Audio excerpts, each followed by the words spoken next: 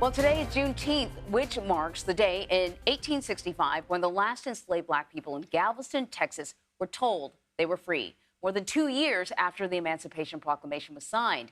As the U.S. commemorates and celebrates this federal holiday, there is still disagreement over the conversation of reparations for African Americans, following years of systemic injustice and oppression at the hands of local and federal institutions. Evanston, Illinois, became the first U.S. city to create a reparations plan for its black residents back in 2019. But today, that plan is the subject of a conservative lawsuit, claiming it violates the Equal Protection Clause of the 14th Amendment. Pew Research shows a strong partisan divide when it comes to American sentiments on reparations. 48% of Democrats and Democratic-leaning independents say descendants of enslaved people should be repaid in some way. Only 8% of Republican or GOP-leaning independents hold that same view. So for more on this, we're joined by Justin Hansford. He is a commissioner for the National African American Reparations Commission. He is also a law professor at Howard University. Thanks for joining us. This is a complicated conversation. You know, we're all still trying to figure out what reparations mean, and they mean different things probably in different states. So we're going to kind of bounce around the country, I think. I want to start the conversation with the lawsuit that's happening right now against the Evanston reparations program.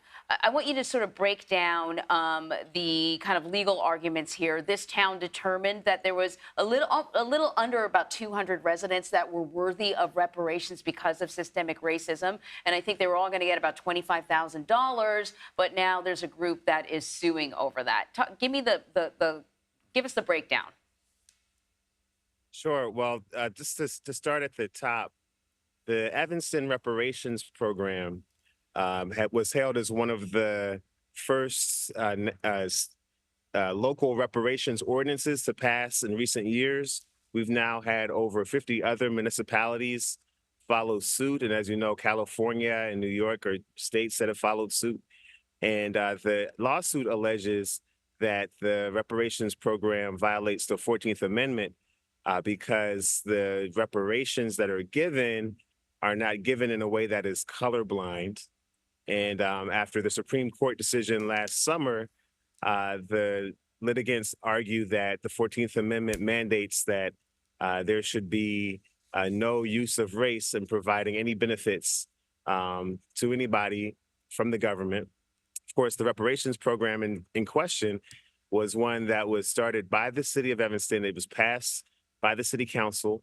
It was one where the city council admitted itself, along with the city executive branch, that from 1919 to 1969, the city was complicit in a project of redlining, systematically taking wealth out of the Black community in Evanston. And as a result, those who could prove their ties to that redlining experience would be eligible for narrowly tailored, so very specific types of remedies that would go to responding and remedying that harm of redlining. So it started out with housing vouchers, for example. So it's a very interesting program because the city admitted what took place and decided to try to make things right. So the 14th Amendment, this is the same argument that was presented at the Supreme Court to argue against race-based admissions at universities, argue successfully against that. Do you see, the 14th Amendment as kind of, are we going to see this argument come up over and over again with other reparations programs? I think we have to expect it to come up over and over again. The big problem, of course, is there's a huge difference between affirmative action and reparations. Affirmative action was created to promote diversity in institutions of higher education, whereas reparations is about providing remedies for specific harms that have been outlined throughout history. So those two different types of activities, promoting diversity versus providing a remedy for harms, those have two different histories of case law, two different types of jurisprudence that follow from them. So it's a argument that's going to happen, but I feel like it's a false argument. You said, a specific harm, which means that, the Tulsa Race Massacre would be a really clear example of that, right, Vlad? Right, 100%. Yeah. And yet, last week, the Oklahoma Supreme Court dismissed a reparations lawsuit led by the survivors of that 1921 massacre in Tulsa. Talk to us about this decision and other legal avenues that they might be able to pursue. Yeah, that decision is a particularly frustrating one.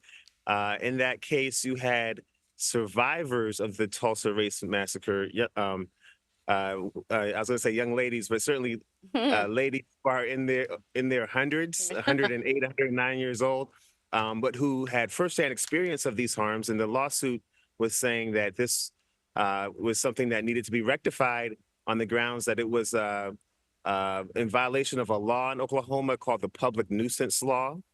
And it was, it was determined by the court that they could not provide a remedy here. They said it was a political question, meaning that the type of harm here is a type that can only be solved by the legislature.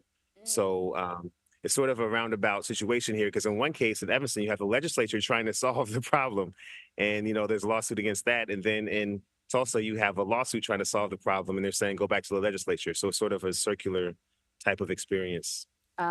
Justin, I feel like we could talk about this obviously for a very long time. Chicago has established a reparations task force. There's a lot bubbling up in this country, but clearly not enough time to talk about it. Yeah. Justin Hansford, thank you so much for spending some time with us on this Juneteenth. Thank you very much. All right. Happy Juneteenth. Happy Juneteenth.